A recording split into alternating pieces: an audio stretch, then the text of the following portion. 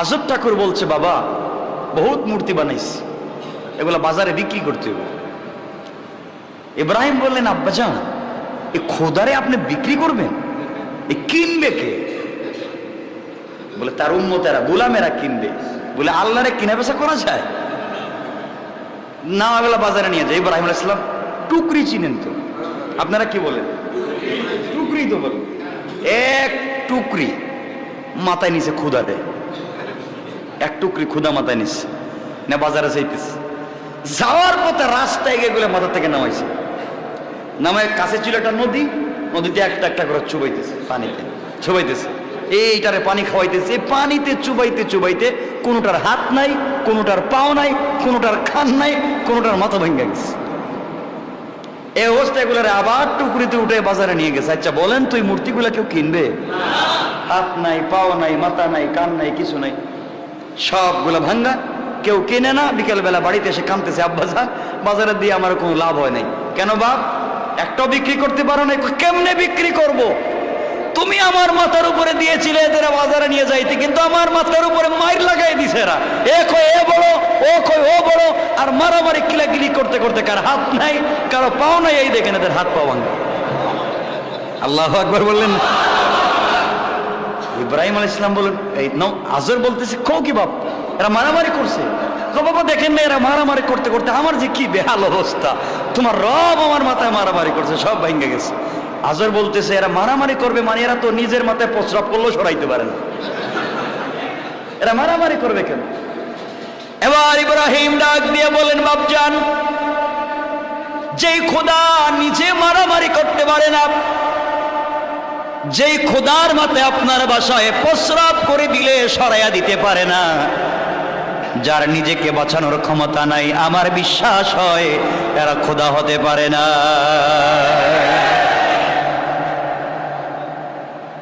আজর কি জিনিস শুরু করলাম, হেই বার্থ কন্ট্রোল দেখতেছি আমার ঘরেই ভেজাল। আইন তো করলাম আমি, মন্ত্রী আমি, ভেজাল আমার ঘরেই। কৌশল করেছেন কে? এই জন্য আল্লাহ কোরআনে কারিমে বলেছেন, আমার সঙ্গে কৌশল করে লাভ নাই। আল্লাহ বলেন, ওয়া মাকারু ওয়া মাকারাল্লাহ। আল্লাহু আকবার। ওয়াল্লাহু খায়রুল মাকিরিন। আল্লাহ রাব্বুল ইজ্জত ওয়াল জালাল বলে দিয়েছেন, কৌশল করার দরকার নাই, আমার সঙ্গে সংগ্রাম করার জন্য আইসো না। তোমাদের কৌশল যেখানে শেষ হয়ে যায়, ওখান থেকে আমি আল্লাহর কৌশল শুরু হয়ে যায়। আসর দেখলো বিপদ তো আমার ঘাড়ে, এখন হচ্ছেটা কি? লম্বা হয়ে যাচ্ছে না? কষ্ট হচ্ছে? যাক, আমরা সংক্ষেপ করে করে সামনের দিকে যাই। আল্লাহ যদি কোনোদিন লম্বা করার সুযোগ দিয়ে লম্বা করে করে বলবো। এক পর্যায়ে কোনোভাবেই যখন ঠিক করা গেল না ইব্রাহিমকে, তখন আবার নমরুদ বসে আজরকে বলছে, আজর তোমাকে দিছিলাম মন্ত্রী বানাইয়া, বিপদ তো তোমার ঘরেই দেখতেছি, ব্যাপার কি? বাদশাহ জাহাপনা আপনি বলেন, খোদা কি করা যায়? সবাই বসে পরামর্শ করতেছে কি করা যায়। ইব্রাহিম থেকে তো সমাজকে বাঁচাতে হবে, আবার মন্ত্রীর ছেলে, চাইলে তো মারা যাইত না, কথা কন না কেন? চাইলেই মার দেওয়া যাইব? পাবলিকের ছেলে হইলে গুম করা যায়, মন্ত্রীর ছেলেরা তো আর গুম করা যাচ্ছে না। মহা বিপদে পড়ছেন নমরুদ, পরামর্শ করতেছেন। এই পরামর্শের ভিতরে পৃথিবীর সব থেকে বড় পরামর্শদাতা এই সময় এসে হাজির হয়েছে। তার নাম কি? শয়তান। হাজিরে বলতেছে, নমরুদ আঙ্কেল, বৃদ্ধ মানুষ, দাড়ি মুড় সব সাদা, আয়সা বলতেছে, বাবা এখানে কি করতেছো? আঙ্কেল আপনি কি? বাবা আমার চিনবা না। বলে আমার আপনারা চিনবো না মানে কি? আমার আপনি কেমনে চিনবেন? আপনি তো আমার শিষ্য, আমি হলাম আপনার নেতা, আপনার পরিচয় কি? পরিচয় দেওয়ার দরকার নাই, সমস্যাটা কি? এটা কম। সমস্যা হচ্ছে পরামর্শ করতেছি বসে, আমার দেশে এখন তো আর মূর্তি টুর্তির ইবাদত করা যায় না। সমস্যা একটা ছেলে ইব্রাহিম, আমার মন্ত্রীর ছেলে, সব মূর্তির বিরুদ্ধে ওয়াজ করে, এক আল্লাহর ইবাদত করতে হবে, মূর্তি পূজা করা যাবে না। এখন তো কত কিছু করলাম, এর তো আর বাঁচতে পারলাম না, হয়ে গেছে, করবো কি? একটা কাজ করেন, যারা দ্বীনের দাওয়াত দেয় যারা তাওহীদের দাওয়াত দেয়, যাদের ভিতরে দ্বীনের স্পিরিট আছে, তাদেরকে যদি ধ্বংস করতে হয়, আপনি আপনার দেশে একটা মেলার আয়োজন করেন, মেলার গানের আয়োজন করেন। ওই জায়গায় পৃথিবীর থেকে সুন্দরী মেয়েদেরকে টাকা দিয়ে কিনে এনে উলঙ্গ করে ছেড়ে দিবেন। আর ওই গানের আসরে যদি একবার ইব্রাহিমকে নিতে পারেন, আর ইব্রাহিম যদি চোখ দিয়ে চায়, তাহলে ইমানের নূর চলে যাবে, আর কাজ হবে না।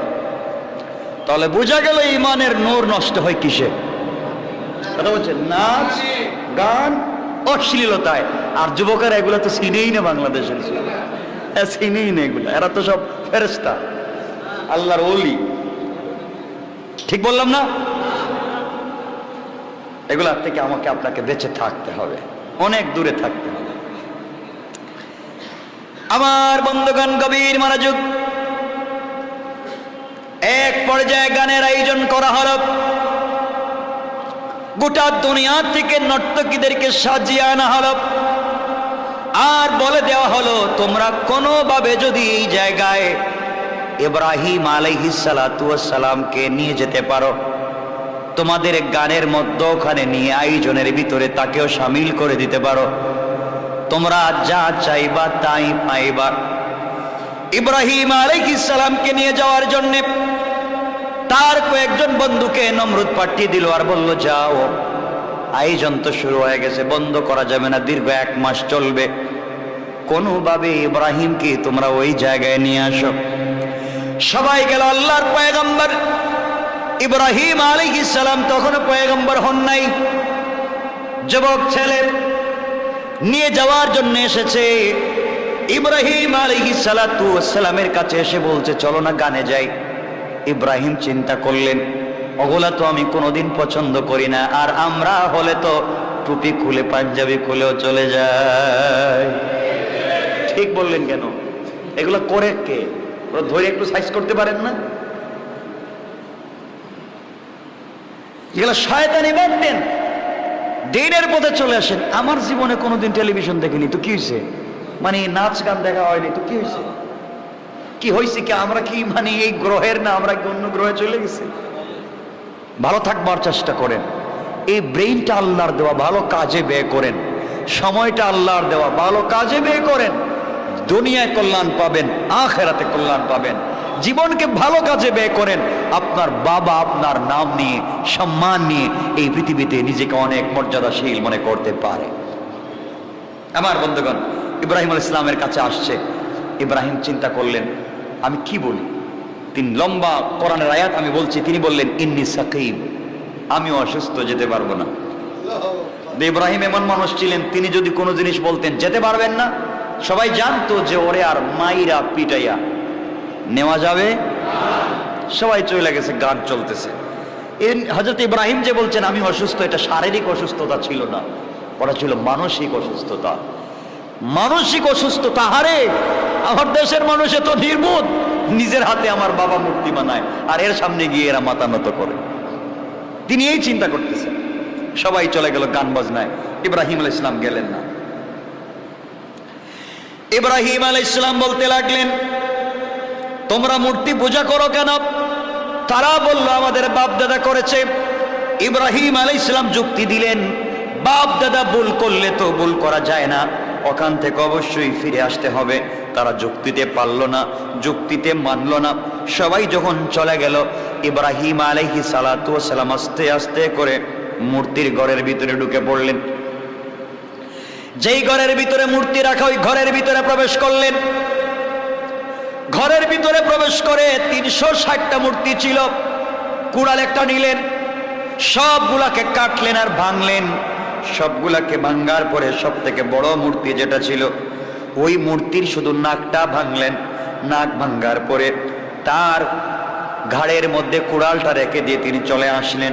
দীর্ঘদিন পরে তাদের গান বাজনার আসর শেষ হয়ে গেল। সবাই যখন বাড়িতে পৌঁছে গেল, বাড়িতে আসার পরে সবাই ইবাদতের জন্য নাচ গান করে আসছে। এখন ইবাদত লাগবে। আমাদের দেশও আছে, গুনার কাজ করে দেখবেন আবার মসজিদেও যায়, বলেন না কেন? তারা যখন ইবাদত করার জন্য আসছে, মূর্তির ঘর খুলে দেখে সবগুলা মূর্তি ভাঙ্গা, আর বড় মূর্তির কাঁধের মধ্যে কুড়াল রাখা। এই কাজ কে করেছে? সবাই তো আশ্চর্য হয়ে গেল, এই কাজ কে করতে পারে? সবাই বলতে লাগলো, আমাদের প্রোগ্রামে ইব্রাহিম যায় নাই। বুঝতে পেরেছি, ইব্রাহিম ছাড়া এই কাজ তো কেউ করে নাই। ইব্রাহিম আলাইহিস সালামকে ডাকা হলো, তাকে বলা হলো, বলো আমাদের মাবুদের সঙ্গে এই ব্যবহার কে করেছে? তুমি কে রূপ আচরণ করেছো? কে ভেঙ্গেছে? সবাই তো গানে গিয়েছিলাম, তুমি যাও নাই, তুমি গ্রামে রয়ে গিয়েছিলা। তুমি বলো তো এই ব্যবহার কি করলো, কে করলো? ইব্রাহিম আলাইহিস সালাতু ওয়াস সালাম বললেন, আমাকে বলো কেন? বড় মূর্তিটি যার গাড়ির ভিতরে কুড়াল নিয়ে দাঁড়িয়ে আছে, সে ভেঙ্গেছে কিনা তাকে জিজ্ঞাসা করো। তোমরা বড় মূর্তিকে জিজ্ঞাসা করো। ওরা বলতে লাগলো, বড় মূর্তির কাছে গিয়ে বলল, জিজ্ঞাসা করলো, আপনি কিছু জানেননি? বড় মূর্তিকে জিজ্ঞাসা করতেছে, আপনি কিছু জানেননি? গিয়া হাত দিয়া দেখে মাথাও ভিজা। কি ভিজা? হাত পাও ভিজা। চিন্তা করলো ভিজাই লোকে। তো এখানে আরেকটা শয়তান ছিল, নাক লাগায় দেখে কুত্তার প্রস্রাবের গন্ধ করে। চিন্তা করছে, ওকে ছেড়ে দিয়ে এমন বস্তুর পূজা করছো যারা তোমাদের কোনো উপকার করতে পারে না, যারা নিজেদের উপকার করতে পারে না। আল্লাহু আকবার। তোমরা কি কিছুই বুঝো না? মহান উপকারী আল্লাহকে ছেড়ে দিয়ে তোমরা এমন জিনিসের পূজা করছো যা নিজেরও উপকার করে না, তোমাদের উপকার করে না। তারা তো রেগে গেল, কারণ দেখবেন কিছু লোক যখন যুক্তিতে পারে না তখন কি দে? গালি দে, হুমকি দে, তোরে দেখে লইম এবার, ঠিক না? এবার সবাই বলছে, ইব্রাহিম এবার তোমাকে দেখে নি। ইব্রাহিম আলাইহিস সালাম চিন্তা করলেন, এখন কি হয় তা তো আর বুঝতেছি না। কারণ আল গযবু ইয়াকুলুল আকল, মানুষ যখন রেগে যায় তখন তার জ্ঞানকে রাগ খেয়ে ফেলে। এজন্য আমরা বলি, রেগে গেলেন তো, এজন্য আপনারা রাগেন না। ঠিক বললাম না? কি ঠিক? রাগে না নাকি? ঠিক, সব ঠিক। এত রাগ করে কেতে? যাই হোক, আমরা সংক্ষেপ করে সামনে যাই। এই মূর্তি পূজারীদের জ্ঞান ছিল সীমিত, ফলে তারা ইব্রাহিমের কাছে তাদের মতবাদের পক্ষে যুক্তি দিতে না পারবার কারণে রাগ করে তারা হুমকি দিল, তোমাকে কিছু করেই ছাড়বো। আমার বন্ধুগণ, হুমকি দিয়া বলল, ইব্রাহিম তোমাকে পুড়িয়ে মারবো। নাউজুবিল্লাহ বল। কেমনে মারবে? পুড়িয়ে মারবে। সুতরাং তারা জ্বালানি সংগ্রহ করা শুরু করে দিল। সিরিয়ার দূর দূরান্ত থেকে কাঠ সংগ্রহ করে পাহাড়ের মতো উঁচু করা শুরু করে দিল। তারপর তাতে আগুন ধরিয়ে দিল। আগুন ধরিয়ে দেওয়ার পরে আগুনের তাপ প্রায় 4 মাইল পর্যন্ত বিস্তৃত হয়ে গেল। 4 মাইল পর্যন্ত আগুন আর আগুন। উপর দিক থেকে পাখি পর্যন্ত উড়া বন্ধ করে দিলাম। পাখি উড়ে যায় না। পাখি উড়ে গেলে আগুনের তাপে জলে পুড়ে নিচে পড়ে যায়। এই অবস্থা যখন তৈরি হয়ে গেল, আগুনের দ্বারে কাছে কেউ যায় না। ইব্রাহিম আলাইহিস সালামকে আগুনের মাঝখানটায় ফেলে দেবার তারা ষড়যন্ত্র করলো। ইব্রাহিম আলাইহিস সালাম আল্লাহকে ডেকে বললেন, আল্লাহ তাআলা, আমি শুধুমাত্র কেবলমাত্র তোমার তাওহীদ আর একত্ববাদের দাওয়াত দেওয়ার কারণে, এক আল্লাহর উপরে ঈমান আনবার কারণে আমার উপরে এত শক্তি, এত আযাব আসতেছে, এত কষ্ট আসতেছে, এত নির্যাতনার সুরূপ আসতেছে। আয় আল্লাহ তাআলা, গোটা দুনিয়া আমার বিরুদ্ধে চলে গিয়েছে, আমার আপত্তি নাই। আপনি যতক্ষণ পর্যন্ত আমার পক্ষে আছেন, আমার কোনো চিন্তা নাই। আমার বন্ধুগণ, অবশেষে ক্রেনের মতো করে একটি চড়ক গাছ বানানো হলো। শিকলে ঝুলিয়ে দূর থেকে চড়ক গাছের মাথায় করে ইব্রাহিম আলাইহিস সালামকে আগুনের মাঝখানে ফেলে দেওয়া হলো। আগুনের উত্তাপে ইব্রাহিম আলাইহিস সালামকে লোহার শিকল দিয়ে যেভাবে বেঁধে রাখা হয়েছিল, হাত পা গুলা আগুনের তাপে সবগুলা গলে গলে পড়ে গেল। এত আগুন ছিল, সবগুলা গলে গলে পড়ে গেল। কিন্তু আল্লাহর কুদরতে ইব্রাহিম আলাইহিস সালামের কিছুই হলো না। কে করেছেন? আমি শুধু বুঝাতে চাচ্ছি সেই রবের কেন ইবাদত করবেন না, এত ক্ষমতার মালিক। ইব্রাহিমকে তারা যে শিকল দিয়ে বাঁধল, 4 মাইল পর্যন্ত যে আগুন পৌঁছে গেল, উপর দিয়ে কিছু যায় না, জলে পড়ে নিচে পড়ে যায়। ইব্রাহিম আলাইহিস সালামকে উলঙ্গ করে যখন অগ্নিকুণ্ডলিতে ফেলে দেওয়া হলো, লোহার শিকলগুলা পুড়ে গেল, গলে গেল। ইব্রাহিম আলাইহিস সালাম কার উপরে বিশ্বাস রেখেছেন? আর কিছুই নাই, কোনো ক্ষমতা নাই, অস্ত্র নাই, বিশ্বাস আল্লাহর উপরে। শুধুমাত্র ঘটনা বলছি না, আপনাদেরকে বোঝাতে চাই, এমন ঈমান যদি আমাদের ভিতরে হয়ে যায়, পৃথিবীর কোনো ক্ষমতা দিয়ে আমাদেরকে পরাস্ত করা যাবে না। ইতিপূর্বে পৃথিবীতে আপনারা অনেক ঘটনা দেখতেছেন, কথা বলেন ঠিক কিনা? আমার বন্ধুগণ, আল্লাহর রহমতের ফেরেশতা আগমন করলেন, ইব্রাহিমকে ডেকে ডেকে বললেন, ইব্রাহিম, নমরুদ তোমাকে আগুনে ফেলে দিয়েছে, জ্বালিয়ে পুড়িয়ে হত্যা করতে চায়, তুমি আমাকে বলো, আমি পানি দেব আর বাতাস দিব, সব দূর হয়ে যাবে। ইব্রাহিম বললেন, কোত্থেকে এসেছো? আমি রহমতের অমুক ফেরেশতা। তিনি ডাক দিয়ে বললেন, আপনারা এত দূর থেকে এসে আমার দরদে দরদি হয়ে আগুন নিবানোর চেষ্টা করতেছেন, আমি যে আল্লাহর নামের উপরে বিশ্বাস করে নমরুদের আগুনে পড়ে গেলাম, আমার আল্লাহ কি আমাকে দেখে না? আপনারা আসছেন আমাকে বাঁচাবার জন্য, আপনারা কেমনে বাঁচাবেন? আমি যে রবের নামে আমি আগুনে পড়লাম, সেই রব তো এখনো বেঁচে আছেন। আমার বিশ্বাস, আমার রব চাইলে আমাকে বাঁচাতে পারবেন।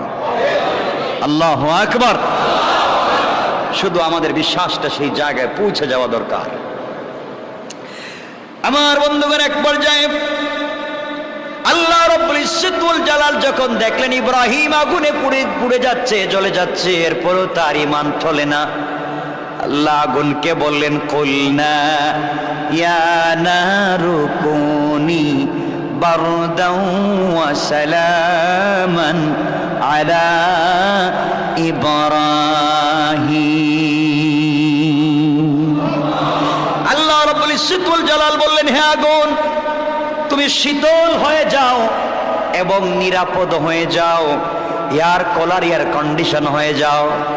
আল্লাহ এই কথা বলে যদি আটকে যেতেন, ইব্রাহিমের নাম না নিতেন, তাহলে গোটা দুনিয়ার চুলার আগুন, লাইটের আলো সবগুলা একেবারে নাই হয়ে যেত। এই জন্য আল্লাহ রাব্বুল ইজ্জত ওয়াল জালাল বললেন, ওয়াসালামান আলা ইব্রাহিম, শুধুমাত্র কেবলমাত্র আগুন রে আমার ইব্রাহিমের জন্য এয়ার কন্ডিশন হয়ে যায়।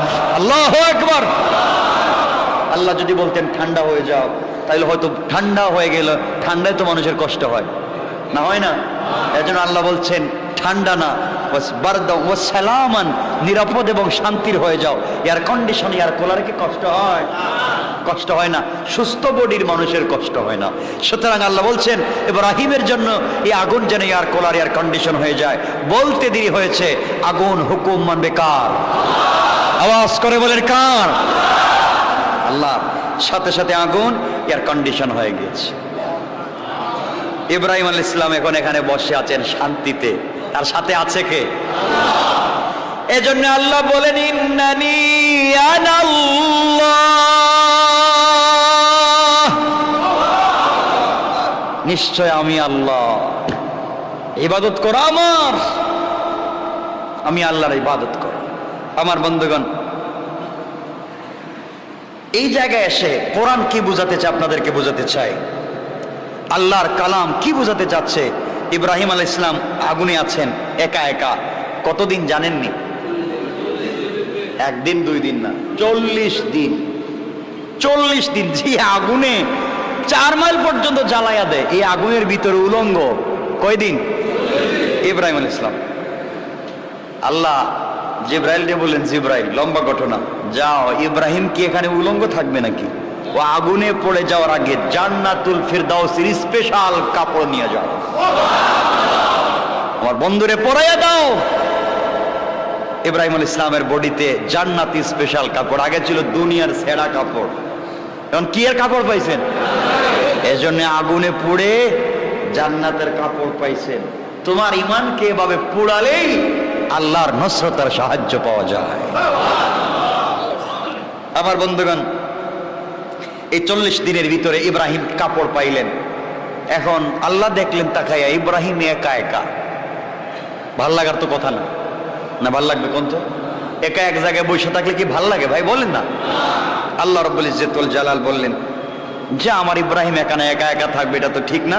তিনি রুচিসম্মত, কথাটা বুঝবেন কি বলতে চাই, তিনি রুচিসম্মত ভাবে জান্নাত থেকে ইব্রাহিমের জন্য ধারাবাহিকভাবে নিঃসঙ্গতা দূর করার জন্য জান্নাত থেকে সঙ্গী পাঠাইয়া দিলেন। আমি মনে বুঝাতে পারি নাই। আমি বলছি ইব্রাহিমের এই নিঃসঙ্গ 40 দিন দূর করবার জন্যে রুচিসম্মত সঙ্গী আল্লাহ জান্নাত থেকে পাঠিয়ে দিয়েছেন। সুবহানাল্লাহ বলেন। যে কাউকে পাঠায়। তাইলে এখন ইব্রাহিম একা নেই, না সঙ্গী আছে? সঙ্গীও পাইলেন, গল্প করার লোক পাইলেন, আবার পোশাকও পাইলেন। 40 দিন কি না খেয়ে থাকা যায়? খাবার লাগবে না? আল্লাহ রাব্বুল ইজ্জত ওয়াল জালাল জিবরিল আমিনকে জানাইয়া দিলেন, জিবরাইল জান্নাতের স্পেশাল গাছ থেকে এক এক দিন এক এক বেলা এক এক আইটেমের খাবার নিয়ে যা। কি শান্তি! এটা তো বিশাল এক, আমি তো 40 দিন কেন, সারা জিন্দেগি তো থাকা যায় দেখাতে। কি সিস্টেম আল্লাহ করে দিলেন। এখন খাবারের ব্যবস্থা হলো, সঙ্গীর ব্যবস্থা হলো, কাপড়ের ব্যবস্থা হলো। তো নাই কি বলেন?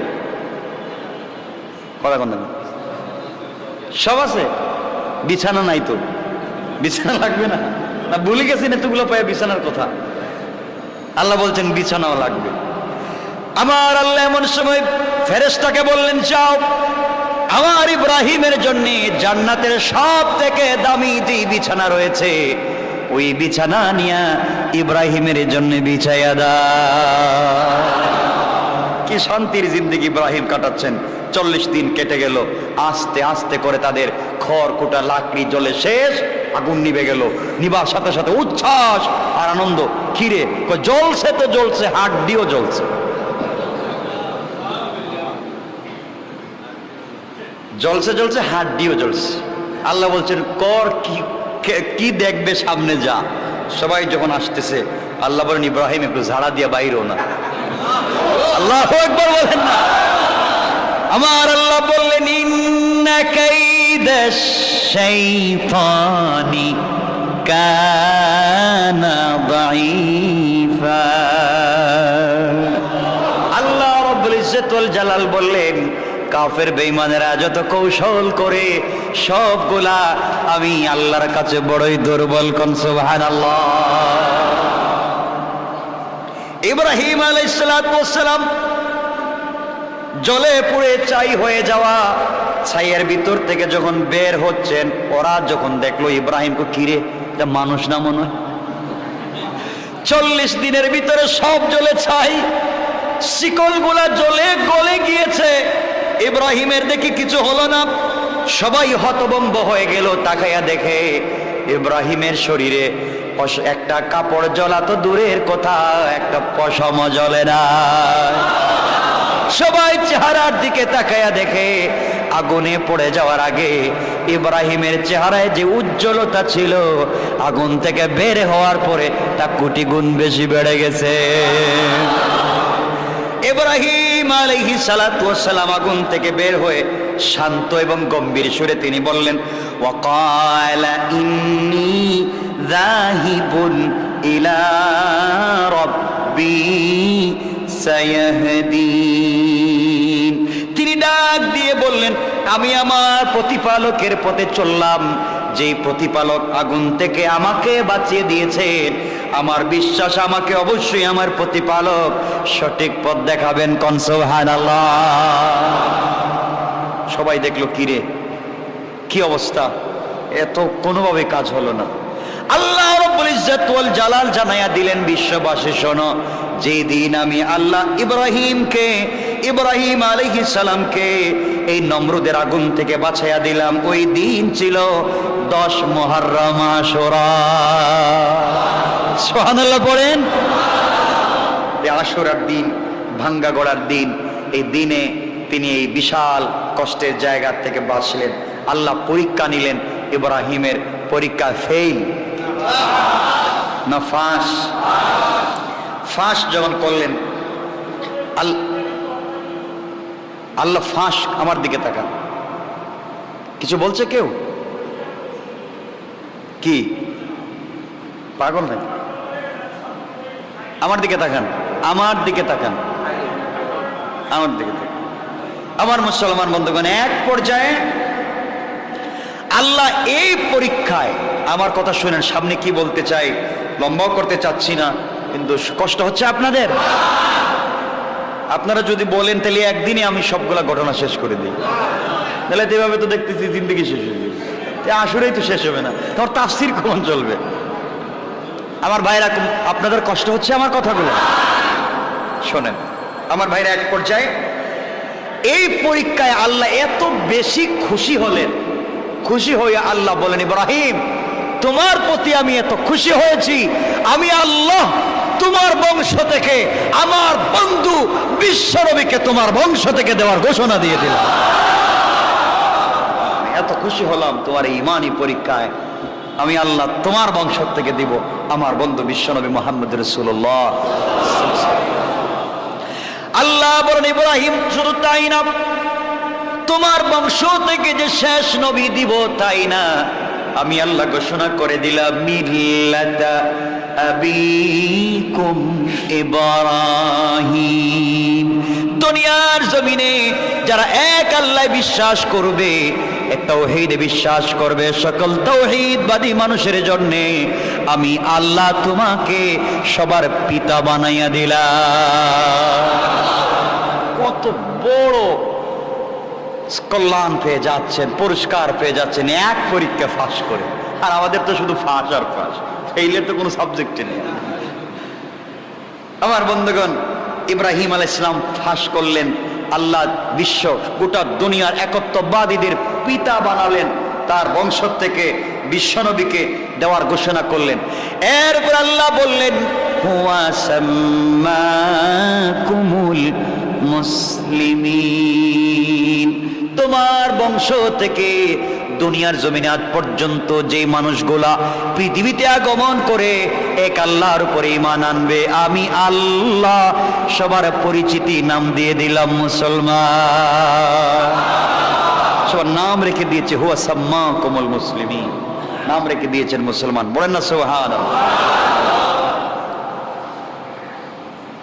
আমি দেখতেছি রাত তো 10টা হয়ে যাচ্ছে, সুতরাং এখানে একটা কথা বলি, ইব্রাহিম শুধু মুসলমানদের পিতা নন, যারা আল্লাহকে মানে, যে কোনো ভাবে ঘুরাইয়া হোক পেছাইয়া হোক, যেভাবেই হোক, যারা আল্লাহকে মানে সবার পিতাকে আল্লাহ বলছেন মিল্লাতা আবিকুম ইব্রাহিম, সকল মিল্লতের বাপকে, এক দুইজনের, এক দুই গোষ্ঠী, সারা মিল্লাতের পিতা হচ্ছেন ইব্রাহিম। এত বড় পুরস্কার আল্লাহ দিলেন। এরপর আল্লাহ বলছেন, ইব্রাহিম তোমাকে খুশি হয়ে আরেকটা পুরস্কার দিচ্ছি, আমি আল্লাহ তোমার মাধ্যমে এই পৃথিবীর থেকে সকল অন্ধকার দূর করে দেওয়ার ঘোষণা দিলাম। সুতরাং সকল আলো প্রতিষ্ঠা করে, অন্ধকার দূর করে ইব্রাহিমকে নমরুদ থেকে বাঁচিয়ে দিয়েছেন যেই দিন, সেই দিন ছিল 10 মুহররম আশুরা। কয়টা ঘটনা গেছে? কয়টা? 5টা। রাত্র হয়েছে 10টা।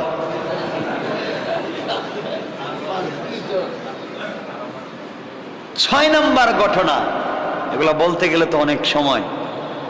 6 নম্বর ঘটনা হচ্ছে আল্লাহ রাব্বুল ইজ্জত ওয়াল জালাল এই 10 মুহররম আশুরায় যে ঘটনা ঘটিয়েছেন।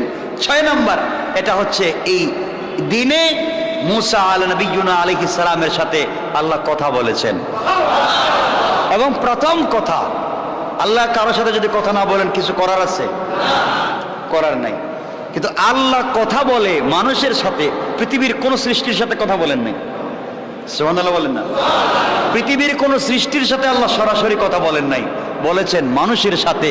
এই কথা বলার মাধ্যমে আল্লাহ মানব জাতির সম্মান বাড়িয়ে দিয়েছেন।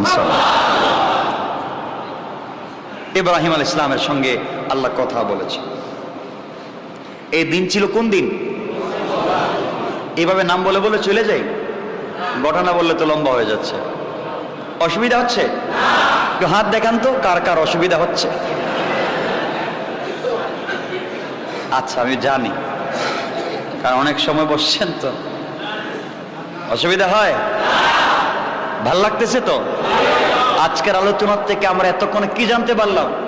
যে আল্লাহর উপরে বিশ্বাস রেখে অটল অবিচল যদি থাকতে পারি, আল্লাহ শুধু বাঁচাবেনই না, অনেক পুরস্কার দিয়ে জান্নাত পর্যন্ত পৌঁছে দিবেন। সুবহানাল্লাহ। আমার বন্ধুগণ, আসেন এবার হযরত মুসা আলাইহিস সালামের সঙ্গে আল্লাহর কেমনে কথা হয়েছিল এই 10 মুহররম আশুরায়, আমরা সেদিকে সংক্ষেপ করে যাই। এই ঘটনাগুলো আল্লাহ কোরআনে বর্ণনা করেছেন। যা বলতেছি আমি বানানো তো কথা না, এই ঘটনাই বলছেন না আমাদের উপকারের জন্য? উপকারের জন্য। এই জন্য কাউকে ছোট করবেন না, কাউকে খাটো করে দেখবেন না, গরিব ধনী এই ভেদাভেদ করবেন না, উনি বড় বংশের উনি ছোট বংশের ভেদাভেদ করবেন না। আল্লাহই তৈরি করেছেন, আল্লাহই এভাবে তৈরি করেছেন। শুউবান ওয়া ক্বাবাইলা লিতাআরাফুহা। আল্লাহ বলছেন আমি দলে গোত্রে বিভক্ত করে সৃষ্টি করেছি একে অপরকে পরিচয় করবার জন্য, কিন্তু এই পরিচয় জান্নাতে চলবে না। আমার কাছে একটাই পরিচয়, ইন্না আকরামাকুম ইনদাল্লাহি আতকাকুম। আমার কাছে যে বড় মুত্তাকি সে সবথেকে বড় দামি ও সুইপার মুচি না রিকশাওয়ালা তা পরিচয় নাই। অনেক শিল্পপতি এমপি মন্ত্রী সুপার পাওয়ার ক্ষমতাবান তারা থাকবে জাহান্নামে, আর ওই মুচি আমি আল্লাহর পরিচয় লাভ করে চলে যাবে জান্নাতে। এজন্য আল্লাহ বলছেন ইন্না আকরামাকুম ইনদাল্লাহি আতকাকুম। আমার কাছে যার তাকওয়া বেশি সেই সম্মানী। পড়েন সুবহানাল্লাহ। মুসা আলাইহিস সালামের সঙ্গে আল্লাহর অনেক ঘটনা আছে, অনেক বিষয় আছে। মাঝে মাঝে খুঁচা দিতেন মুসাকে, কারণ মুসা তো বনি ইসরাইলের, বুঝেন না? এই কোম্পানিটা শেষরা না, মানে এদের মতো শেষরা কি আছে? নিজেরা মারি করে তারা নদী পার হইতে পারলো না, একজন লোক নদী পার করে দিছে, এখন নদীর পারে গিয়া বলতেছে হ্যাঁ তোমার সাথে এই আমরা বিপদে পড়ছি। মুসাকে বলতেছে ওরা, লম্বা কথা। যেই মুসা তাদেরকে বাঁচানোর জন্য ফেরাউন থেকে চেষ্টা করলেন, সে মুসার উপরে বদনাম দেয়, রাত্রে মুসাকে মারার চেষ্টা করে। এই জাতির নাম হচ্ছে, বর্তমান নাম কি? হ্যাঁ, চিনেন তো এদেরকে?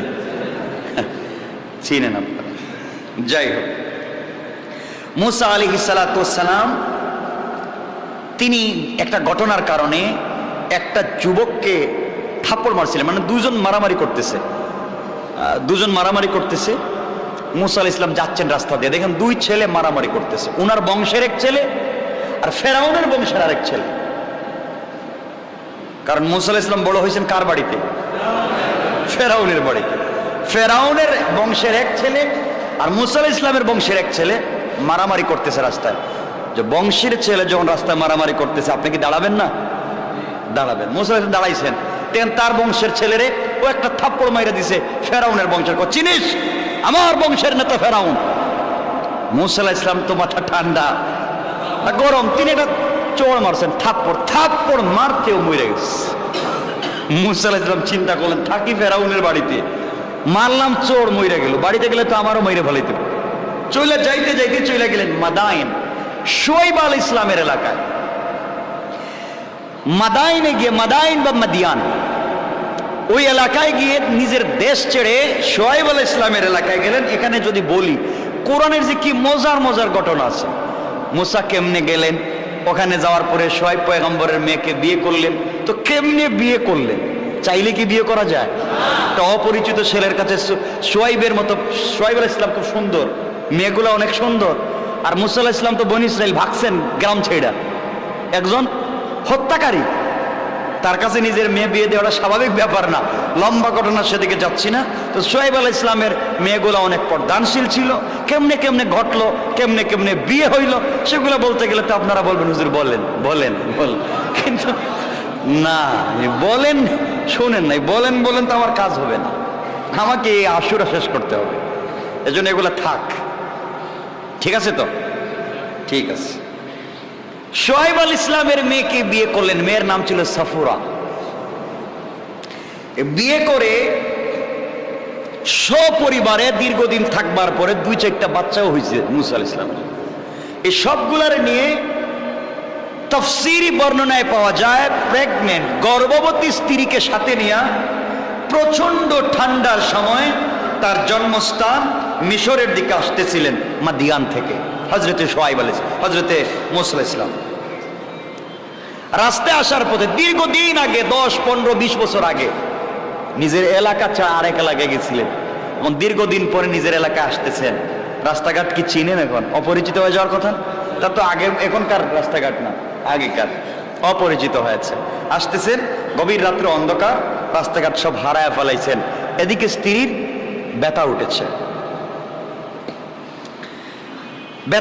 প্রেগনেন্ট, ডেলিভারির ব্যথা উঠেছে। তিনি চিন্তা করেন, একদিকে ব্যথা উঠছে, একদিকে অন্ধকার, কুয়াশা, ঠান্ডা, রাস্তাও চিনেন না, যাবেন কোথায়?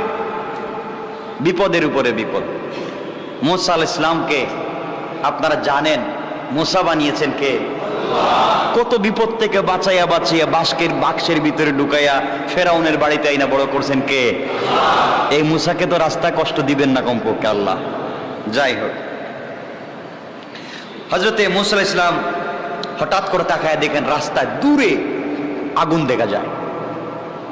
স্ত্রীকে বললেন, বাচ্চাদেরকে বললেন, তোমরা এখানে দাঁড়াও, সামনে যাই, আমি একা, যদি আগুন পাই তাহলে আগুন নিয়ে আসবো। আগুন নিয়ে আসলে তোমরা তাপ পোহাতে পারবে, ঠান্ডা দূর হবে, বাচ্চার উপকার হবে।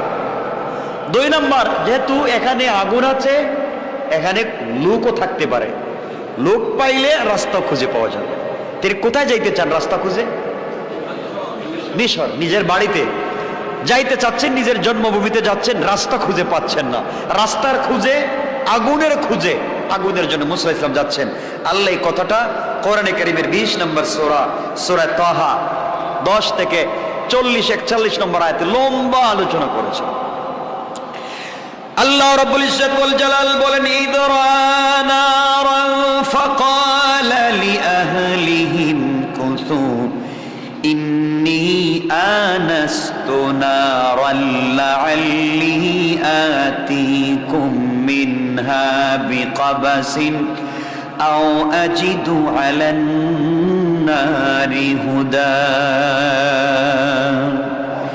আল্লাহ রাব্বুল ইজ্জত ওয়াল জালাল বললেন, সে যখন আগুন দেখল, অর্থাৎ মুসা আলাইহিস সালাম যখন আগুন দেখলেন, প্রকৃতপক্ষে সেটা আগুন ছিল না, আল্লাহর নূরের তাজাল্লি ছিল। সুবহানাল্লাহ। তখন তার পরিবারকে তিনি বললেন, তোমরা এখানে থাকো, আমি যে কথাগুলো আগে বলছি, আল্লাহ কোরআনে বলছেন, তোমরা এখানে থাকো, আমি আগুন দেখছি, হয়তো আমি তোমাদের জন্য সেখান থেকে আগুন নিয়ে আসতে পারবো, আগুন থাপাতে পারবে, পোহাতে পারবে, কিছু জ্বলন্ত আঙ্গার নিয়ে আসতে পারবো, তোমাদের উপকার হবে। অথবা আও আজিদু আলান নারি হুদা, অথবা তোমাদের জন্য সেই জায়গা থেকে, আগুনের কাছ থেকে কোনো পথ প্রদর্শক পেয়ে যাব, পথের নিশানা পাবো, কোন দিকে চললে বাড়িতে যাওয়া যায়, মিশরে যাওয়া যায়। মুসা আলাইহিস সালাতু ওয়াস সালাম সন্তান স্ত্রীকে ওই জায়গায় রেখে দিয়া আগুনের সন্ধানে যখন বের হয়ে গেলেন, দূরে তিনি দেখলেন আগুন জ্বলতেছে। কাছে গিয়ে তিনি দেখতে পান গাছের কাঁচা পাতায় আগুন জ্বলে, কিন্তু পাতা জ্বলে না। মুসা আলাইহিস সালাম ওই জায়গায় পৌঁছে গেলেন। ফালাম্মা তাতাহা নুদিয়া ইয়া মুসা ইন্নী আনা রাব্বুকা ফাখলা'না আলাইকা ইন্নাকা বিল ওয়াদিল মুকদ্দাসি তাওয়া। হযরত মুসা আলাইহিস সালাম যখন আগুনের কাছে পৌঁছে গেলেন, তখন আগুনের ভিতর থেকে আওয়াজ আসলো, আগুনের ভিতর থেকে একটা আওয়াজ এসেছে, হে মুসা, ওটা দুনিয়ার সাধারণ আগুন না, এটা হলো আমি তোমার প্রতিপালক স্বয়ং আল্লাহ।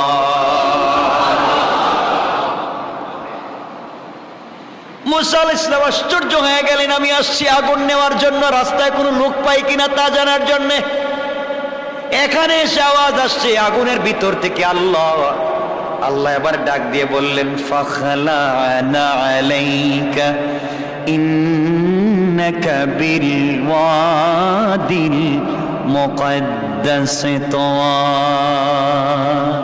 ও মুসা, এটা পবিত্র উপত্যকা, ওখানে আমি আল্লাহর নূরের তাজাল্লি পড়েছে। মুসা জুতা পায়ে দিয়ে ওখানে আসা যায় না, তুমি জুতা খুলে আসো। মুসাকে আল্লাহ তুর পাহাড়ে জুতা খুলে যেতে বললেন, আর আমার নবীকে জুতা সহ আর সে আজিমে যাওয়ার পারমিশন দিলেন। সুবহানাল্লাহ। এই জায়গায় আমার আর গোটা দুনিয়ার মানুষের মধ্যে পার্থক্য। তোমার আর আমার সম্মান কোথায় তুমি আর আমি জানি না। আমার বন্ধুগণ, লম্বা আলোচনা। ওই জায়গায় আল্লাহ রাব্বুল ইজ্জত ওয়াল জালাল মুসাকে বলেন, মুসা এটা তুর পর্বত, ওখানে আমি আল্লাহর নূরের তাজাল্লি, তুমি ঠিক মতো ঠিক জায়গায় এসেছো রে মুসা। তুমি আমাকেও বুঝতে পারতেছো না, আমি আল্লাহ এই মুহূর্তে তোমাকে নবুয়তের জন্য মনোনীত করে দিলাম। সুতরাং মুসা শোনো, লম্বা আলোচনা। এই আয়াত থেকে 40 আয়াত পর্যন্ত আল্লাহ বললেন, মুসা আমি যা প্রেরণ করছি তুমি কান দিয়ে শ্রবণ করো। আমি একমাত্র আল্লাহ, ইন্নানি আনা আল্লাহ লা ইলাহা ইল্লা আনা ফা'বুদনি ওয়া আকিমিস সালাতা লিযিকরি। আল্লাহ বলে দিলেন, মুসা শোনো, আমি আল্লাহ তোমার কাছে ওহী করে দিলাম, মুসা রে তুমি ইবাদত করো, আমার স্মরণ, আমাকে স্মরণ করার জন্য সালাত কায়েম করো। অবশ্যই কিয়ামতে তুমি বিশ্বাস করতে হবে, কিয়ামত অবশ্যই আছে। এই মুহূর্তে আমি কিয়ামতটাকে গোপন করে রাখতে চাইলাম, কারণ দুনিয়ার মানুষ যেন কিয়ামতের দিন না জানতে পারে। কোন দিন কিয়ামত হবে? যেদিন কিয়ামত হবে ওদিন আমার সামনে হাজির হবে, আর আমি আল্লাহ তাদের সকল আমলনামা হাজির করব। যারা দ্বীনের দাওয়াত দিবে, যারা কোরআনের কথা বলবে, যারা সঠিক ইসলামের দাওয়াত দিবে, ওদেরকে মানুষ টিটকারি করবে, মস্কারা করবে, বলবে সত্য না। কিয়ামতটাকে গোপন করে দিলাম। ওই দিনে আমি আল্লাহ সকল সত্যকে সবার সামনে আমি আল্লাহ পরিষ্কার করে দেব। কোন সুবহানাল্লাহ। এরপর আল্লাহ রাব্বুল ইজ্জত ওয়াল জালাল বলেন, মুসা ইয়া মুসা, ও মুসা তোমার হাতে কি? মুসাকে এখন কথা বলতেছেন আল্লাহ, মুসা এখন ভয় কমছে কিছু। মুসা বলেন, আল্লাহ তুমি এখানে এখানে গাছে? বলে মুসাকে বললেন, আল্লাহ বলছেন, দেখো নাই তুমি গাছের পাতায় আগুন জ্বলে, পাতা জ্বলে না? এটা আল্লাহ নাই, এটা স্বয়ং আমি আল্লাহর নূরের তাজাল্লি। মুসা বলেন, আল্লাহ সরাসরি তোমারে দেখা যাবে না? তাইলে যা দেখছো তাই যথেষ্ট, এর চাইতে বেশি দেখার চিন্তা করো না। আল্লাহ না দেখা লাগবে। সুবহানাল্লাহ বলেন। নাম কি? মুসা। ছাড়বে না, দেখা লাগবে। আল্লাহকে মুসা দেখতে পারবে না? পারবো না। কিন্তু আপনি কথা বলবেন গোপনে গোপনে, প্রেম ভালোবাসা কেমন হয় নাকি? দেখা করাই লাগবে।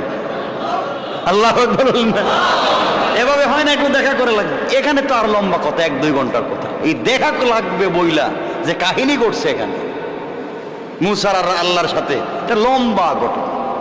যাক, এগুলা বলতে গেলে আমার আর ওই এক ঘটনা নিয়ে বছর শেষ করে দিতে লম্বা ঘটনা। এই যে দেখা হবে কি হবে না, কেমনে হবে? আল্লাহ বলছেন, মুসা দেখবা আমারে। মুসা তো রেডি। কারে দেখতেছেন? আল্লাহকে কি দেখা যাবে? যাবে না। যাই হোক, আল্লাহ বলেন, মুসা এবার বলো, দেখবা সব ঠিক আছে। আসছো কোথায়? আসছিলা তুমি আগুন নিতে, আসছিলা রাস্তা পাইতে, দিলাম নবুয়ত। সুবহানাল্লাহ। চাইলেন রূপা, পাইলেন সোনা। সুবহানাল্লাহ বলেন না? কথাবার্তা হচ্ছে। আল্লাহ বলেন, মুসা, আল্লাহ কি এই যে হাতেটা কি? আল্লাহ হি আসায়, এটা আমার লাঠি, ওইটা দিয়া পাতা পাড়ি, বকরিরে খাওয়াই, সুযোগ উল্টা পাল্টা করলে সাইজ করি, মাঝে মাঝে হাঁটি। আচ্ছা, আল্লাহ কি এত কিছু জিজ্ঞেস? আল্লাহ কি বলছেন? এটা কি বলা দরকার ছিল? এটা লাঠি, এ তো শেষ, এত কথা বলার তো দরকার নেই। আল্লাহ বলে, মুসা জিগাইলাম লাঠি কি এটা, তুমি বলা দরকার ছিল লাঠি, এত কথা বললা কি? আল্লাহ তোমার সাথে কথা বলে যে মজা, কথা যখন শুরু করেছি তুমি জিগাও আর না জিগাও, আমি বলতেই থাকলাম। সুবহানাল্লাহ, আল্লাহু আকবার বলেন না। যে যাকে ভালোবাসে এভাবেই কথা বলতে মজা পায়, ঠিক না? না বুঝবেন না আপনারা? না বুঝেন? আপনারা বুঝবেন না, সব বুঝেন, কিন্তু অরিজিনাল লাইনটা বুঝেন না। বুঝেন না তো মজা পাচ্ছেন না, বুঝতেছেন না। আল্লাহ বলেন মুসা এই কাজ শেষ লাঠি। আল্লাহ শেষ তো, নিজের হাতে বানাইছি লাঠি, অনেক দিন থেকে এই লাঠি দিয়ে বকরি রাখছি, পাবলিক রাস্তাঘাটে আমাকে উল্টা পাল্টা করে দেয়, সাইজও করছি। এরপরে ওই গাছের পাতা পড়া বকরিরে মাঝে মাঝে খাওয়াই, আর অন্ধকার রাস্তা খুঁজি, মাঝে মাঝে ভোট দিয়ে হাঁটি। আল্লাহকে মুসা আরো আছে। আপনি জানলেন কেমনি আমার লাঠিতে আরো আছে? আমার লাঠি আমার হাতে, এটা কি জানেন? একটু ছাড়ো না মাটিতে। মাটিতে ছাড়মু কি, রাইকা দিলে সমস্যা কি? আল্লাহ বলেন রাখো। মুসা রাখছে, অজগর সাপে ফান করে উঠছে। আল্লাহু আকবার। মুসা তো ভয় পায়, আল্লাহ এটা কি? এমনি বউ রেখে আসছি এক জায়গায়, বেচারি প্রেগনেন্ট, ডেলিভারি, ব্যথা কানতেছে, আর আমি এখানে কি বিপদে পড়লাম? লাঠি ছাড়লাম, এটা সাপ হইল কেমন? মুসা চিন্তা করলেন এটা আবার কোন বিপদে পড়লাম। সাইরাট আল্লাহ কি না, নাকি কোন জাদুঘরের কাছে পড়লাম নাকি? আল্লাহ বলেন মুসা টেনশন করুন, আমি আল্লাহ ঠিকই আছি। আল্লাহ তাহলে এটা সাপ হইল, এটা তো আমার লাঠি। ও তুমি বলছিলে না কাজ শেষ? আমি জানি আরো কাজ আছে, এটা তুমি জানো না কেমনে চালাইতে হয়।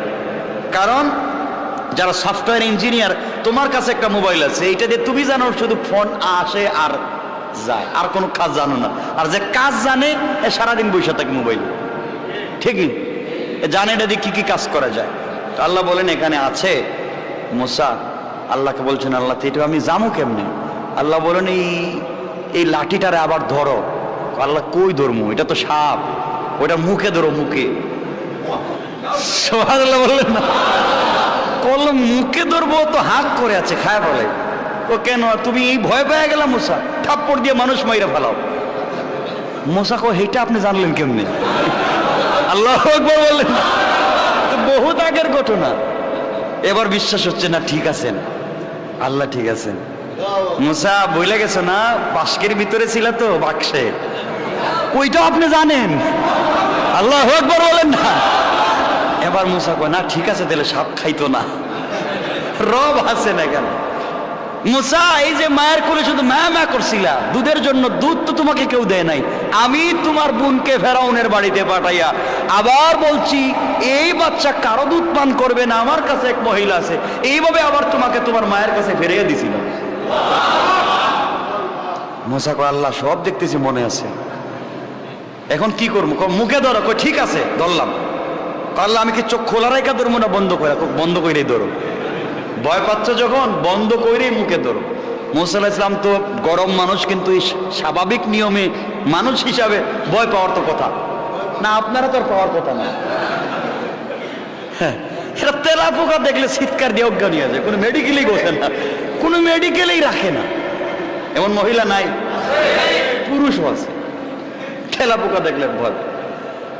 হযরতে মুসা আলাইহিস সালাম চক্ষু বন্ধ করে অজগর সাপের মুখে ধরছেন। আল্লাহ বলেন চোখ খুলো, খুলে দেখে লাঠি। ব্যাপারটা কি? আল্লাহু আকবার বলেন না। আবার দেখি লাঠি হয়ে গেছে। আল্লাহ বলেন মুসা ওটা তোমাকে মুআজিজা দিলাম, তুমি যে জমানায় আসছো, এই জমানায় ফেরাউন থাকে, তুমি মিশরে যাচ্ছ, ফেরাউনের কাছে তো জাদুকরের অভাব নাই। এই জাদুকরের জাদু নষ্ট করতে হলে ওরা জাদু করে, জাদু দিয়া সাপ বানাইয়া পাবলিককে ধ্বংস করতে চাইবে, আর তুমি জাদুকরদের মোকাবেলায় হাতের লাঠি ছেড়ে দিবা। আল্লাহু আকবার। কেমন রাও আমার বন্ধুগণ। হযরতে মুসা আলাইহিস সালামকে আল্লাহ বলেন মুসা আর একটু কিছু দিতে চাই। আল্লাহ দিলে তো আমি নিতে চাই। আপনি দিবেন আর আমি নিব না, থাকি হয়। আল্লাহ বলেন মুসা তাইলে তোমার ডান হাতটা দেখি। করলে এই যে দেখেন আমার ডান হাত, কিছু আছে? নাই তো কিছু। ডান হাতটা বগলে রাখো তো। ডান হাত বগলে রাখছেন। আল্লাহ বলছেন বাইর করো। মুসা আলাইহিস সালাম বাইর করছেন, দেখে 10 থেকে 50 ব্যাটারি লাইটের মতো আলোকিত হয়। আল্লাহু আকবার। মুসা বলেন আল্লাহ এটা আবার কি? আল্লাহ বলেন মুসা আসছিলেন না, রাস্তা খুঁজে পাচ্ছ না, অন্ধকার রাস্তা যাবা কেমনে, এই জন্য মুআজিজা দিলাম লাইট, অন্ধকারে কাজে লাগবে। সুবহানাল্লাহ বলেন। যাও এবার মুসা আলাইহিস সালামকে আরো অনেক কথা, এই বলতে বলতে তো আরো অনেক কথা। এবার মুসা আলাইহিস সালামকে আল্লাহ এত কিছু দিলেন আর বললেন যাও মুসা তুমি এখন ফেরাউনের কাছে যাও, ফেরাউনের কাছে গিয়ে ঠান্ডা মাথায় শান্তিতে আস্তে আস্তে করে তাকে তুমি দ্বীনের দাওয়াত দাও। রাগ করবা না, গরম হবা না, মারামারি পিটাপিটির দরকার নাই। তোমার কাজ হচ্ছে পৌঁছে দেওয়া, আমি আল্লাহ বাকিটুকুন দেখব। মুসা আলাইহিস সালাম আল্লাহকে বলছেন, হে আল্লাহ, হে আমার প্রতিপালক, আপনি বলছেন আমি যাওয়ার জন্য রব্বি ইশরাহ লি সাদরি ওয়া ইয়াসসির লি আমরি ওয়াহলুল উকদাতাম মিন লিসানি ইয়াফকাহু কওলি। আল্লাহর কাছে বলছেন, আল্লাহ আপনি আমারে পাঠাইতেছেন ওখানে যাওয়ার জন্য, আমি তো তুত তুত তুত, এই যে এটা কি কয়, তোতলা, আমি তো ঠিক মতো কথা বলতে পারি না, আমার তো মুখের জড়তা আটকা পড়ে যায়। ওই যে ফেরাউন একবার আল্লাহকে কেমনে হইলো তুমি কি জানো? আমার তো জানা নাই, আমার মুখে তুতলা হইলো কেমনে আমি জানি না। আল্লাহ বলছেন জানবা কেমনেতে? ফেরাউন দিছিল আগুন আর স্বর্ণ, খেজুর আর আগুন, তুমি তো শুধু স্বর্ণ আর খেজুরি হাত দিছিলা, আগুনের দ্বারে কাছে তো যাইতেছিল না। ওই দিন যদি তোমার হাতটা আগুনে না নিতাম তাহলে তো ফেরাউন তোমাকে মাইরা ফেলাইতো। ওই দিন আগুনে হাত দিছিলা, আগুন গরম, জিব্বায় হাত দিছিলা, জিব্বা পুড়ে গেছে। আল্লাহ এই ঘটনা আপনার জানা আছে? আল্লাহু আকবার বললেন না? আল্লাহর তো সবই জানা আছে। আমার বন্ধুগণ এক পর্যায়ে আল্লাহর কাছে চাইলেন, আল্লাহ আমার বক্ষকে প্রশস্ত করে দাও, আমার জিহ্বার জড়তাকে তুমি দূর করে দাও, যাতে ওরা আমার কথা সহজে বুঝতে পারে। আল্লাহ আর আমি একা একা ফেরাউনের কাছে দাওয়াত দিব, আমাকে একজন সাহায্যকারী সঙ্গী দাও, কিন্তু এই সাহায্যকারী যদি আমার ভাই হারুন হয় তাইলে একটু ভালো হয়। সুবহানাল্লাহ বললেন। আল্লাহ বলেন, যাও তোমার ভাইকে আমি তোমার সাথে দিলাম, আর যাও তুমি এখন দাওয়াত দাও। আল্লাহ বলেন, মুসা তুমি আমার কাছে এই মুহূর্তে যা যা চাইছো সব দিলাম, এবারকার দাওয়াত দাও। আমার বন্ধুগণ এবার মুসা আলাইহিস সালাম আসতে লাগলেন। আমার কথা হচ্ছে মুসা আলাইহিস সালামকে আল্লাহ রাব্বুল ইজ্জত ওয়াল জালাল যেই দিন আল্লাহর সঙ্গে কথা বলতে তুর পাহাড়ে নিয়েছিলেন, এই দিন ছিল 10 মুহররম আশুরা। এরপরে মুসার সঙ্গে আল্লাহ কয়েক মিনিট কথা বললেন, পুরানা স্মৃতির কথা, কেমনে ফেরাউন মুসা আলাইহিস সালামকে আটকাতে চাইলো দুনিয়ার জমিনে, আল্লাহ কেমনে নিয়ে আসলেন, তার মা কেমনে চুলার ভিতরে রাখলেন, আল্লাহ কেমনে বাঁচাইলেন, কেমনে বাক্স বানানো হলো, আল্লাহ গল্প করতেছেন। মুসা বলতেছে আরো, হঠাৎ আল্লাহ বলছেন, মুসা কিও আমার সাথে গল্প করতে করতে বউ যে কানতেছে ডেলিভারির ব্যথায়, ভুলে গেছো? আল্লাহ আরেকটু কথা বল, বলে তুমি তো মানবতার উল্টা বলতেছো, এখন আমি কথা বলতে বউ দেখবে কে? যাও। আল্লাহ কি আবার কি কথা বলবেন? না আজকের কথা শেষ? আল্লাহ বলছেন, না মুসা আজকে শেষ না, আজকে কথা বলা শুরু করলাম, কথা বলা শুরু করলাম, আর বহুত কথা হবে। আমরা যেমন বন্ধু বান্ধবের সঙ্গে দেখা হইলে সব কথা একদিনে বলে ফেলাইতে চাই, তো বন্ধু বলে, বন্ধু রাখ 20 বছর পরে দেশে আইছি, একটু রেস্ট নেই, কালকে আবার শুরু করবো না কথা। তো আল্লাহ বলেন, মুসা যাও, কথা তো শুরু হয়েছে, আবার বলবো, এখন গিয়ে দেখো বউ বাচ্চা কেমন আছে। সুবহানাল্লাহ। কথাবার্তা হচ্ছে। হযরতে মুসা আলাইহিস সালাম এই নিদর্শনগুলো নিয়ে আল্লাহ এই এক সূরা তাহার 40 থেকে 48 নম্বর আয়াত, এই 11 থেকে 48 নম্বর আয়াত, লম্বা কথা এখানে বলেছেন। সব কথা বলতে তো বহুত সময়ের দরকার। 10 থেকে 11 থেকে 48 নম্বর আয়াত পর্যন্ত সূরা তাহায় আল্লাহ আলোচনাগুলো করেছেন। আমার বন্ধুগণ, মুসা আলাইহিস সালামের সঙ্গে কথা বলার মাধ্যমে আল্লাহ যে মানব জাতির সম্মান দিয়েছেন, এই দিনটা কোন দিন? আশুরা। কয়টা গেছে ঘটনা? 6টা না? কয়টা গেছে? 7 নাম্বার ঘটনা হলো, আল্লাহ কত লম্বা হয়ে যাচ্ছে। 7 নাম্বার ঘটনা হলো মুসা আলাইহিস সালামকে আল্লাহ রাব্বুল ইজ্জত ওয়াল জালাল যেই দিন তাওরাত দিয়েছেন। কি দিয়েছেন? ওই দিনে ছিল 10 মুহররম আশুরা। এই তাওরাত দেওয়ার ঘটনা অনেক লম্বা। মুসা আলাইহিস সালামকে আল্লাহ বলছিলেন 30 দিন তুমি এক জায়গায় থাকো, একটু রাত্রি যাপন করো, এতেকাফের মতো থাকো। আর 10 দিন বাড়াই আল্লাহ বলছেন আর 22 লাইলা, 40 রাত্র এখানে থাকো। মুসা আলাইহিস সালাম 40 রাত্র থাকলেন। এরপরে কেমনে কেমনে তাওরাত পাইলেন। এই তাওরাত কি ছিল? তাওরাতে লেখা আমার নবীর নাম কোথায় কোথায় লেখা ছিল, তাওরাতে আল্লাহ কি কি বলেছিলেন, মুসা আলাইহিস সালাম কি কি করতে বলেছিলেন, যারা তাওরাতকে অস্বীকার করেছিল এবং তাওরাতে লিখিত কোরআনকে যারা বর্তমানে অস্বীকার করেছে, তাদের সম্পর্কে আল্লাহ এই জায়গায় কি কি আলোচনা করেছেন। লম্বা কথা, রাত্র 10:30, আর সামনে যাওয়ার দরকার নেই। দেখবো আগামী তাফসিরে আমি সব ঘটনা যদি একবারে শেষ করতে না পারি, তাহলে আর এটা রাইকা দিব, দিয়ে আমাদের তাফসির শুরু করে দেব, কারণ এগুলো শেষ হবে না। এরপরে আরো ঘটনা আছে প্রায় 20টার মতো ঘটনা, একটা দুইটা না। এই আশুরায় ঘটছে কমপক্ষে 20টার মতো ঘটনা, আর সব থেকে শেষ যেটা ঘটেছে এটা হচ্ছে কারবালার ঘটনা, আর যেটা ঘটবে সেটা হচ্ছে কিয়ামত। কথা বুঝতে পেরেছেন? তো অনেকগুলা কথা না, তাহলে আশুরার ইতিহাস জানলেই তো পৃথিবীতে জীবনে অনেক কিছুই জানা হয়ে যাবে, ঠিক না? আমরা তো কিছুই জানি না মনে হয়। এজন্য আল্লাহ রাব্বুল ইজ্জতুল জালাল আমাদের সবাইকে কবুল করুক। আজকে আর লম্বা করার দরকার নেই, কারণ 10:30 হয়েছে। আমার জন্য আপনারা দোয়া করবেন, আপনাদের জন্য আমি দোয়া করব। আমাকে এখন বলেন তো, এতক্ষণ যতক্ষণ আমি কথা বলেছি, যা কথা বলেছি, আপনারা আমার কথায় কি কষ্ট পেয়েছেন? কারো কাছে কোনো প্রশ্ন আছে? আর যারা এখানে আসছো ভাই, তোমরা দিনের কাজ করতেছো, অনেক ভালো কথা। আগামী কালকেই তোমরা হেডলাইন দিয়ে দিবা, মূর্তির বিরুদ্ধে হুজুর বাস দিলেন। তোমরা এটা লেখাই তো আমার একবারে জিন্দেগি নষ্ট করে দিল। এভাবে কিছু লেখালেখি কইরো না, ঠান্ডা মাথায় ঠিক মতো জিনিস লেখো, ঠিক আছে তো ভাই?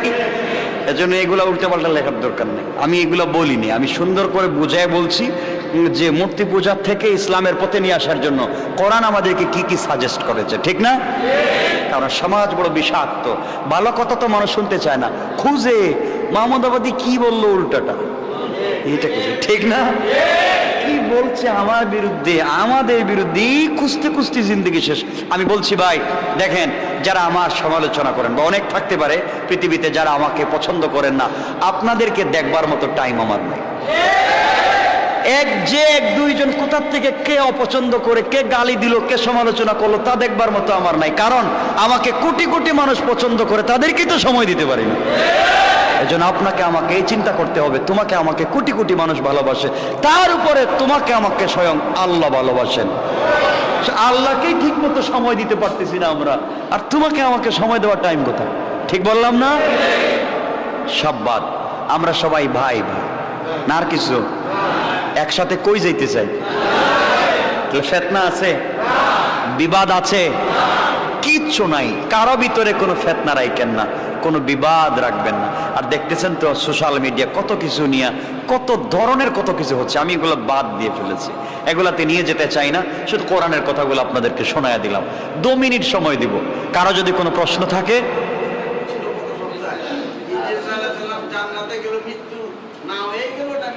এটা 2টা রেওয়ায়াত। ইদ্রিস আলাইহিস সালাতু ওয়াস সালাম আল্লাহকে বলছিলেন, আল্লাহ তুমি নাকি জান্নাত বানাইছো। বললো বানাইছি তো, তাইলে কি একটু দেখতে দিবা? আল্লাহ বলছিলেন দেখতে চাইলে তো আপত্তি নাই, দেখতে যাও। হযরত ইদ্রিস আলাইহিস সালাম জান্নাতে ঢুকছেন জান্নাত দেখার জন্য, আর তো বের হন। আল্লাহ বলছেন বাইরে হবেন না। ইদ্রিস আলাইহিস সালাম বলছেন কি, জান্নাতে ঢুকলে নাকি আর কেউ বাইর করে দেয় না, তো আপনি আমাকে বাইর করে দিবেন কেন? আল্লাহু আকবার বলেন। এর জন্য এখানে থাইকা গেছে। আর কোন কোন রিওয়ায়াতে আছে ইদ্রিস আলাইহিস সালামকে আল্লাহ জান্নাত দেখায়া বের করে নিয়ে আসছে। ঠিক আছে? কারো প্রশ্ন আছে কিছু? দেখেন, যদি প্রশ্ন থাকে বলবেন, আমি চেষ্টা করব উত্তর দেওয়ার। পরে কোনো ফিতনা করা যাবে না। আছে? নাই? খুব ভালো, সবাই জানে। কি বলো?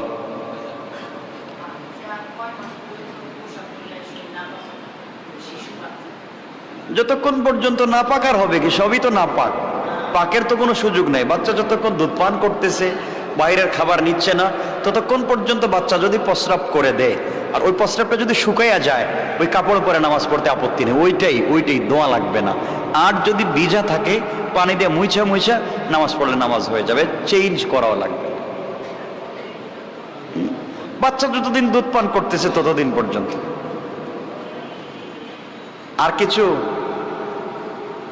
কারো জানার নাই? আল্লাহ আমাকে বাঁচাইছে, সব জানেন আপনারা। আমারও লাভ হয়েছে। যাক, আল্লাহ আমাদের সবাইকে কবুল করুক। একে অপরের জন্য দোয়া করবেন।